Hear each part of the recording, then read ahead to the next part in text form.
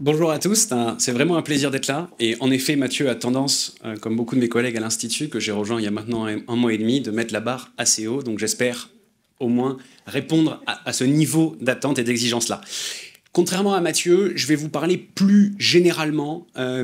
au-delà de la Chine, de la question du monde et de la géopolitique dans lequel on vit, et en particulier de la question de la géoéconomie. C'est un peu le nouveau concept à la mode, mais c'est les relations géopolitiques par les outils et les méthodes d'analyse traditionnelles de ce que, avant, dans le monde classique, celui dans lequel la majorité d'entre nous a principalement grandi,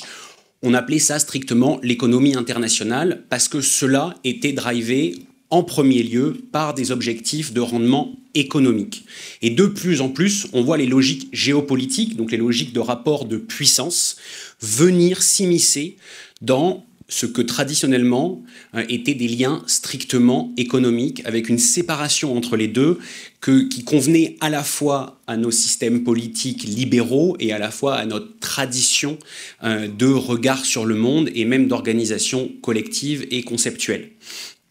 Pour ce faire, on va forcément aller très vite, et on va essayer un tout petit peu de dézoomer de la séquence strictement actuelle, très chaude, entre les États-Unis et l'Union européenne, avec l'échéance du 9 juillet qui pourrait donner lieu à une nouvelle inflammation des tensions commerciales et peut-être même une bascule vers une franche guerre commerciale, pour essayer de penser quels sont les grands facteurs structurants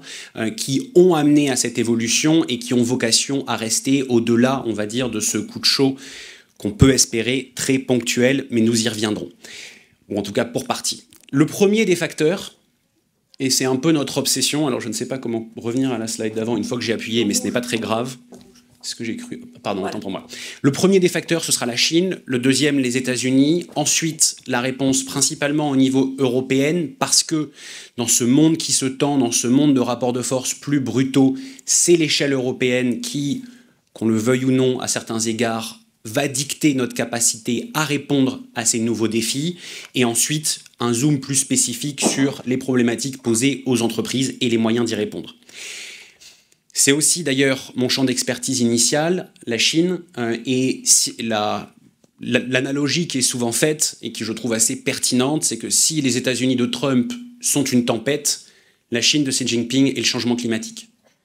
Et il y a dans la culture politique chinoise, en particulier celle du Parti communiste, une volonté bien évidemment d'éviter les signaux forts, les escalades, les coups de chaud, pour justement opérer un changement en profondeur et en douceur que les autorités de Pékin estiment propices à leurs intérêts fondamentaux, qui sont, hélas, et je vous le dis et je le martellerai, radicalement orthogonaux avec à la fois nos intérêts et nos préférences. Vous avez centré cette journée sur l'humanisme, par exemple. L'Institut Montaigne est un institut libéral d'un point de vue philosophique et politique. La Chine est, notamment avec la Russie, le leader d'un camp assumé, construit contre les valeurs libérales. C'est exactement comme ça qu'ils se définissent en interne et en externe quand ils veulent bien nous servir un message un peu plus sincère que ce qu'ils veulent bien parfois nous laisser entendre. Et très clairement, cela se retrouve d'ailleurs très concrètement au-delà même des valeurs, et donc les valeurs, on peut les passer en revue. C'est la mobilisation systématique de la coercition économique pour atteindre des objectifs politiques. C'est un rapport à la vérité et à la transparence qui n'est absolument pas celui que nous pouvons plus ou moins partagé dans nos sociétés. C'est une définition radicalement différente de ce que sont les droits de l'homme, en tout cas les droits humains, et même du droit international et du rapport au droit en général. Toutes ces valeurs-là, comme toute valeur, nous n'y avons pas parfaitement répondu. Nous ne sommes pas des parangons absolus et parfaits de ces valeurs. Le changement de degré dans le respect de ces valeurs-là qu'opère la Chine est un changement de nature. Elle n'a, en tout cas le parti communiste chinois qui gouverne la Chine, n'a aucune intention de respecter ces valeurs et ne partage aucune de ces valeurs. Oui, nous sommes déceptifs par rapport à ces valeurs, c'est le principe d'une valeur, mais au moins, nous avons toujours essayé d'y tendre, et quand nous sommes déceptifs par rapport à cela, nous le reprochons et nous essayons de nous améliorer, ou en tout cas nos partenaires peuvent nous en tenir comptables.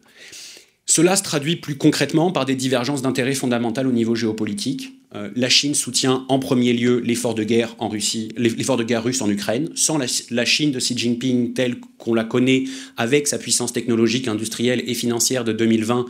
la Russie de Vladimir Poutine n'aurait jamais pu soutenir dans la durée son effort de guerre en Ukraine. Et plus généralement, la totalité des partenaires conflictuels, si on est poli, adversaires, si on est un peu plus direct, à l'échelle mondiale, sont de fait très largement soutenus, officiellement ou dans les faits, par le pouvoir de Pékin.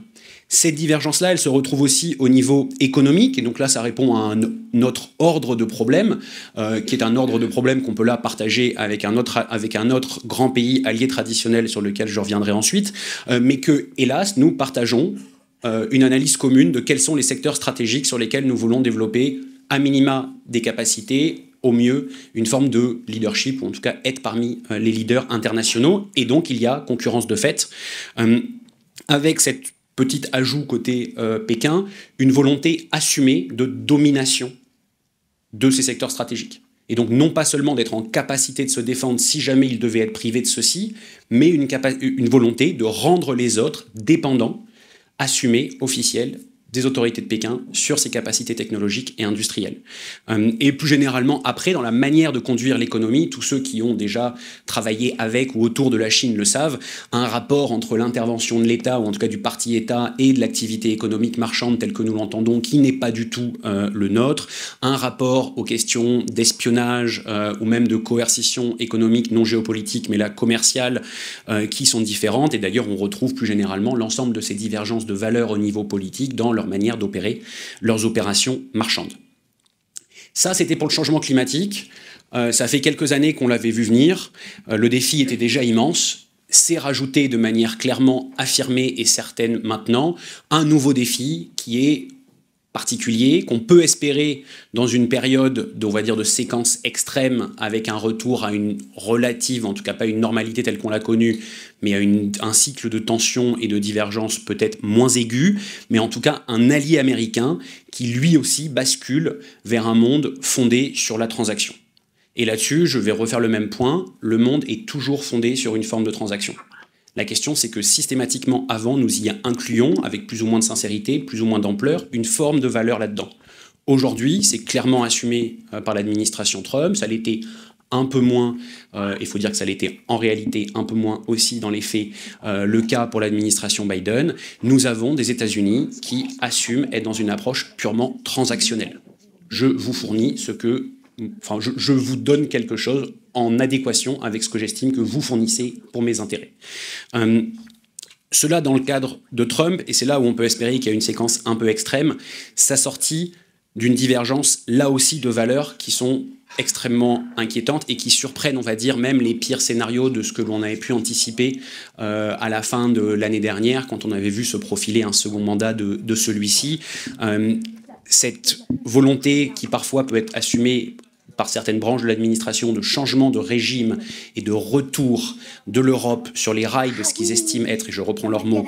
les bons rails pour la civilisation occidentale. À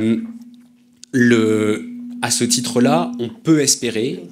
que cela est une frange extrême du Parti républicain et de la branche conservatrice du Parti républicain américain, et que cela pourrait avoir vocation à ne pas être aussi soutenable que le reste des éléments peu glorieux que je vais vous lister ici. Et donc très largement, même au niveau stratégique, on retrouve de très importants conflits d'intérêts. Le rapport du soutien à l'Ukraine est maintenant radicalement divergent. La question de l'opposition à la Russie de Poutine et de ses intérêts se pose dans le cadre d'une administration Trump, là plus spécifiquement, et plus généralement une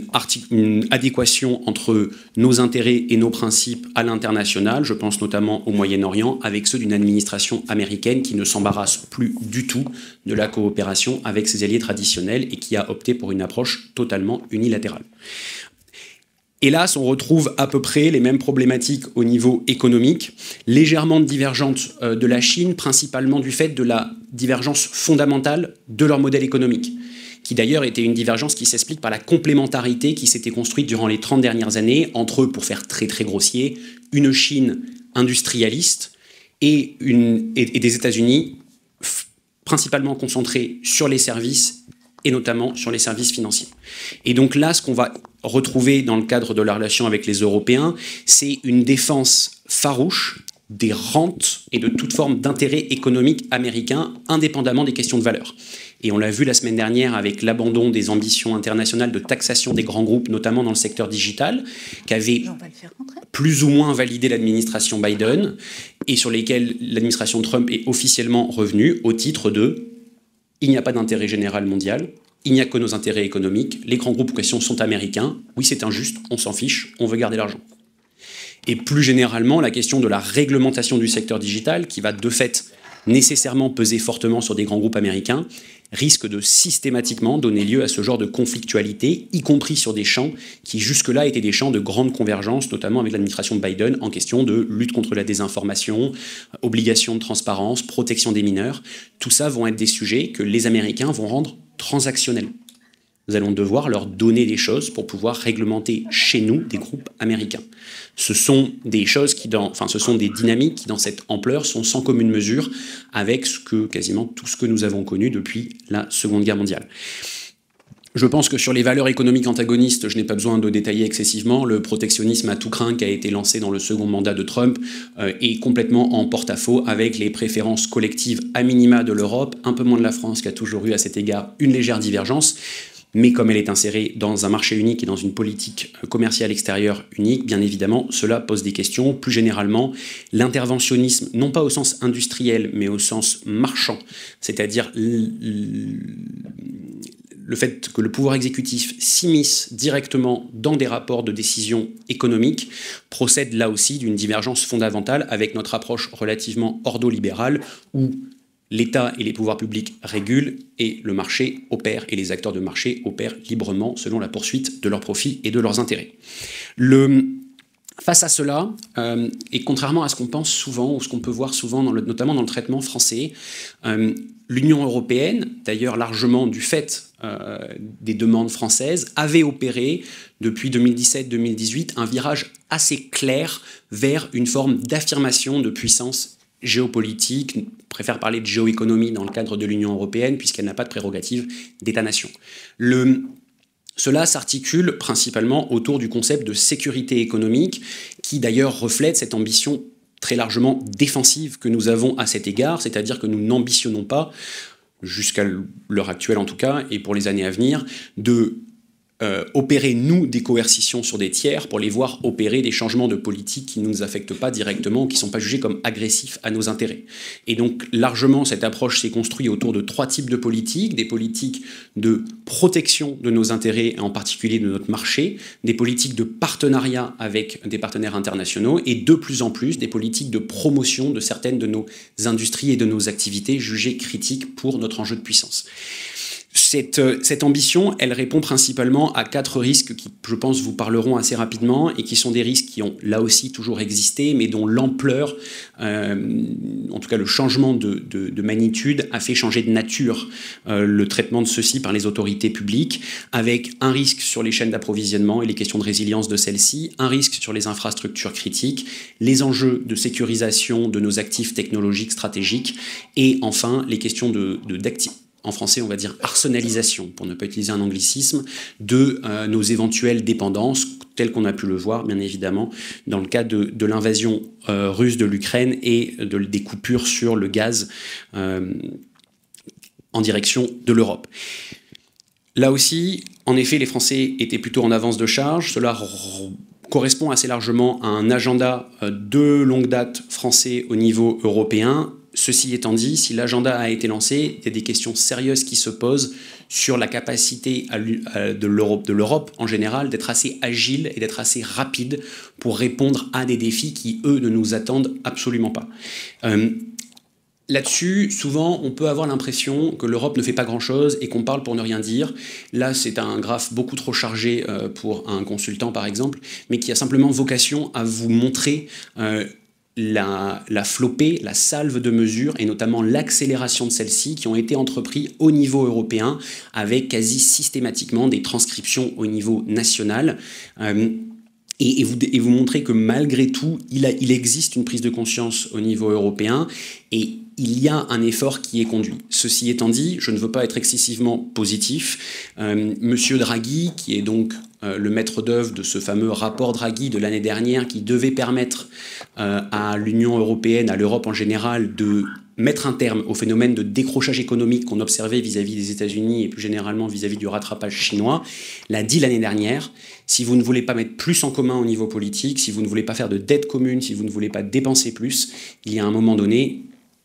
ça va être compliqué de faire beaucoup plus. Et en effet, face à un monde qui se durcit, des rapports de force qui se tendent, des questions extrêmement importantes et parfois inconfortables se posent aux Européens pour savoir comment apporter des réponses concrètes. Pour passer à la seconde partie plus rapidement, parce que je pense que dans la salle, il y a potentiellement des gens qui s'y connaîtront mieux que moi, n'ayant pas moi-même opéré dans les affaires marchandes. Ce qu'on retrouve pour une entreprise, ce n'est pas tant des risques nouveaux que l'inflammation de absolument tous les risques connus.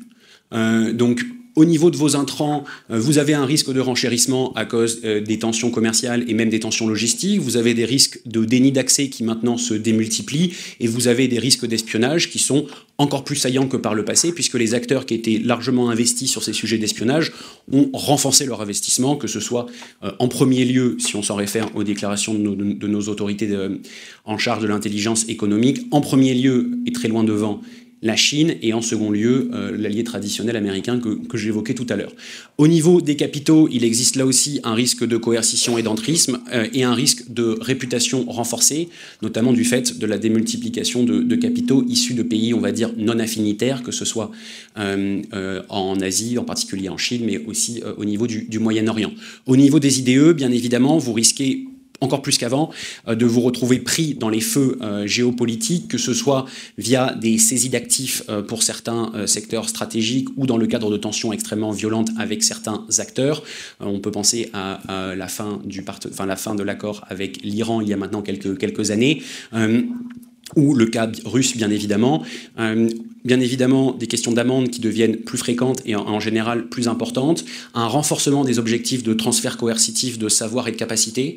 qui bien évidemment s'opère très largement en Chine, où cela revêt presque de l'ordre de la stratégie nationale, mais qu'on voit aussi se développer avec notamment des appels d'offres américains en matière de défense qui sont de plus en plus ouvertement designés de manière à opérer des transferts qui pourraient ne pas être le souhait premier des opérateurs, notamment européens. Et bien évidemment, pour les investissements étrangers, là aussi, un risque réputationnel, avec du côté des exportations, et là je pense que c'est peut-être la partie qui est le mieux conscientisée par tout le monde, un risque de renchérissement, là aussi un risque de déni d'accès, et enfin un risque de concurrence accrue, notamment avec le développement des préférences nationales et d'acteurs, en particulier chinois, extrêmement lourdement subventionnés par leurs autorités publiques. Face à ça, principalement 4 types de facteurs d'activation. Une prédation directe, une coercition, enfin donc en fait une volonté de saisir directement votre actif. Cela peut paraître un peu éloigné, mais on a quand même des exemples, y compris sur le sol français, qui ont été maintenant rendus publics sur ces dernières années, souvent d'ailleurs opérés par des agents soit russes, soit chinois pour ceux qui sont le plus, on va dire, grossièrement prédateurs, des coercitions économiques spécifiques pour vous voir opérer certains types d'investissements, certains types de transferts, ou pas d'autres. Et enfin, l'effet de bord des tensions annexes auxquelles vous n'avez pas grand-chose à voir, mais qui peuvent venir vous frapper, que ce soit des tensions logistiques ou des sanctions internationales de type de celles qui ont été échangées entre la Russie et les pays du G7 et affinitaires après l'invasion. Face à cela, je ne pense pas nécessairement que face à des risques qui augmentent mais qui sont connus, il faille complètement réinventer la roue. En revanche, clairement, face à des risques géopolitiques qui explosent et qui percutent plus directement les opérations marchandes internationales, un besoin de renforcer l'outillage autour de ceux-ci, avec en général, selon le canevas défini notamment par l'OCDE, une question de gouvernance qui comporte donc une question de culturation sur les enjeux de risques géopolitiques, bien évidemment une question de suivi et d'information, et plus généralement une question de renforcement des capacités d'influence qu'on peut appeler affaires publiques, ou plus généralement de capacités d'influence des différentes autorités locales, mondiales. Et derrière, de manière plus opérationnelle, une capacité de diversification, à la fois des marchés, des fournisseurs, mais aussi des intrants, une capacité, intrants d'un point de vue géographique, je veux dire, du fait notamment des considérations logistiques, une question de provision, à la fois des risques, mais aussi potentiellement des stocks sur certains maillons absolument critiques de vos chaînes de valeur. Les derniers échanges de contrôle aux exportations entre, par exemple, la Chine et les États-Unis ont donné lieu à beaucoup de ruptures d'approvisionnement dans les chaînons européens sur les questions des aimants. Les Coréens, qui avaient 2 ans de stock, n'ont pas été affectés par cette dynamique-là. Probablement que quand on est plus proche du mur, on a une meilleure compréhension du problème. Et enfin, des questions de protection et surtout d'agilité dans un monde qui évolue aussi rapidement. Posez-vous la question de qui aurait cru qu'on en serait là il y a 10 ans, avec des risques qui peuvent être d'une nature ou soit émaner de partenaires qu'on pensait relativement sûrs et qui peuvent être extrêmement surprenants, qui pensaient que les États-Unis opéreraient des opérations d'influence pour obtenir des changements de régime dans l'Union européenne ou éventuellement des changements de définition territoriale au Groenland, il y a encore quelques années. Ce sont des choses qui, hélas, semblent faire partie du monde dans lequel on vit. Et donc, face à cela, il y a une forme de modestie dans le fait de développer une agilité qui concède qu'on ne peut pas tout anticiper. Voilà pour la revue générale. Je crois que maintenant, nous avons un peu de temps pour des questions.